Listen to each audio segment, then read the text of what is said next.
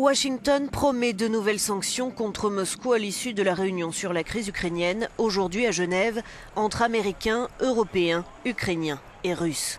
La Maison-Blanche et le Kremlin semblent empêtrés dans un dialogue de sourds, la première soutenant le pouvoir pro-européen de Kiev et le second affirmant vouloir protéger la population russophone de l'Est. Le ministre ukrainien des Affaires étrangères.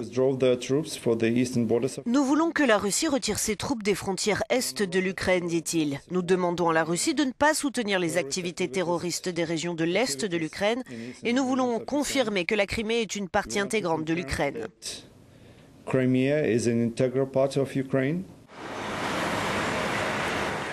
De son côté, la Russie n'apprécie guère le rapport de l'ONU qui accuse des Ukrainiens russophones de témoignages mensongers pour demander l'aide du Kremlin.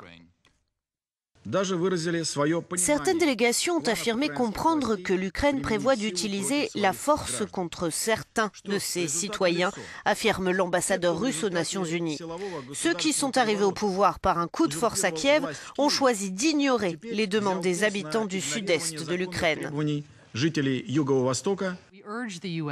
La Russie est apparue très isolée hier au Conseil de sécurité. Son allié traditionnel, la Chine, s'est contentée d'évoquer une situation complexe et a appelé à une désescalade des tensions.